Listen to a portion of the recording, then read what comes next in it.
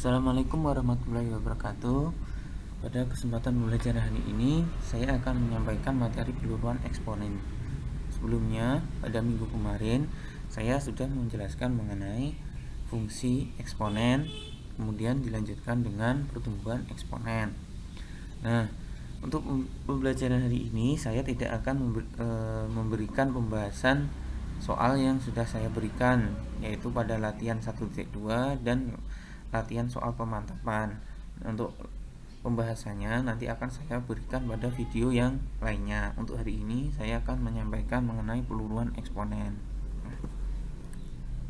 Baik, sebelum saya masuk ke peluruan eksponen, kita ulas kembali materi pertumbuhan eksponen.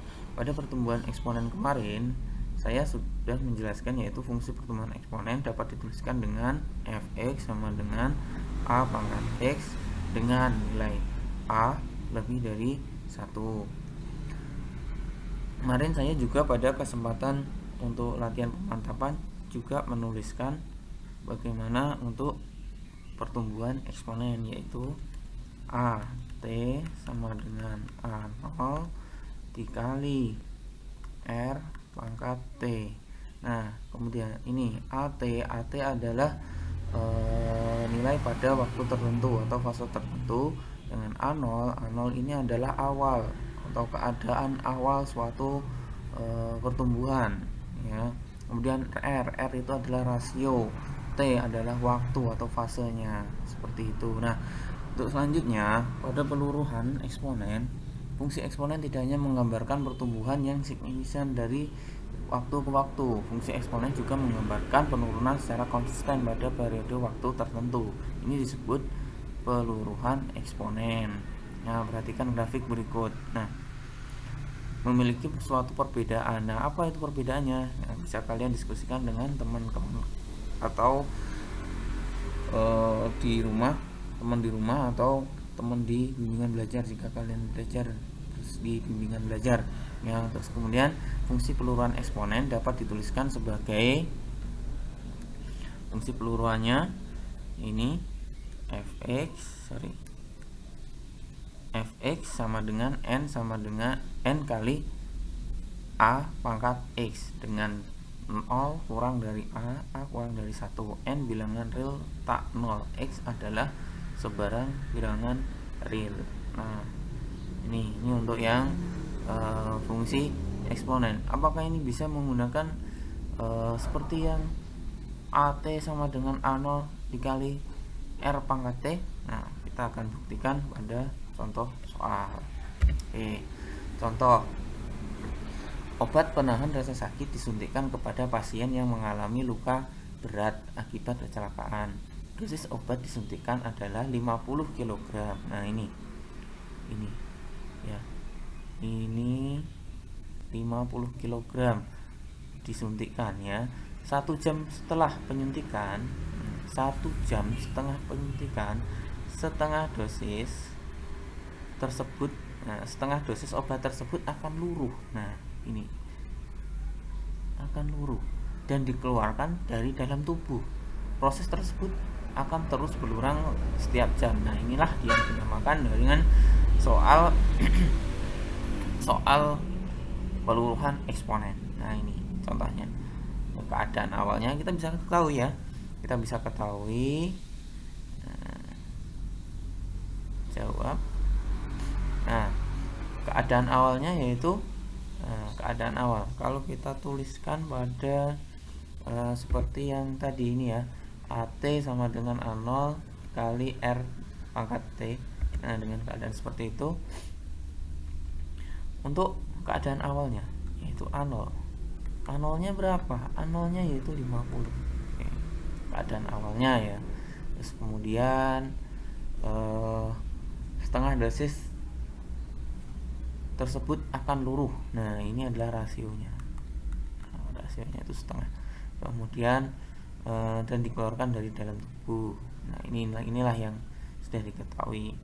Nah, kita juga bisa menggunakan bentuk dari fungsi x sama dengan n kali a pangkat x. Nah, ini juga bisa. Terus yang pertama yang disuruh apa? Berapa banyak dosis obat yang masih tertinggal di dalam tubuh pasien setelah 1 jam, 2 jam, 3 jam. Apa ini 1 jam, 2 jam, 3 jam? Itu adalah waktunya. Ini kita bisa tuliskan di sini waktunya. T 1 jam, 2 jam, 3 jam. Oke. Nah, bagaimana cara mengerjakannya? Oke, kita coba mengerjakan. Ini tadi A0, kita bisa juga menuliskannya di sini dengan N, ya. N kalau di ini. Terus kemudian R itu kita bisa menuliskan di sini itu dengan A, ya. A.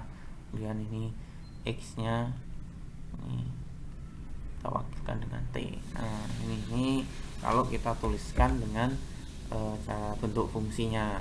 Nah, kita bisa menuliskan dengan A0, R, T, ini bisa saja, nggak apa-apa, masalah.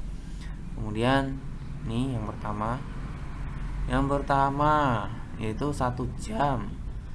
Dengan 1 jam berarti A ini waktunya 1 jam, berarti masih dalam keadaan 1 jam itu berarti setengah, ya. Berarti setengah kali 50. Oh, sebelumnya mohon maaf, bentar. Ini keadaan awalnya, ya. Keadaan awal itu 50. Kemudian keadaan 1 jam berarti setengah, ya. Setengah kali 50 berarti 25. Kemudian keadaan yang kedua ini ingat rumusnya, A0 kali R pangkat T, berarti rasionya itu setengah, T nya itu waktunya berarti kalau 2 berarti 2 jam kali 50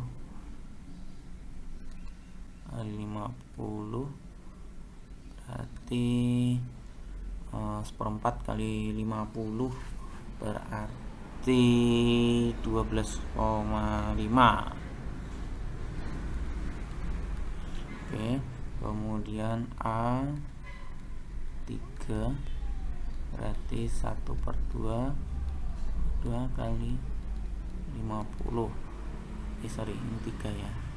3 berarti 1/8 kali 50 itu 6,25. Oke.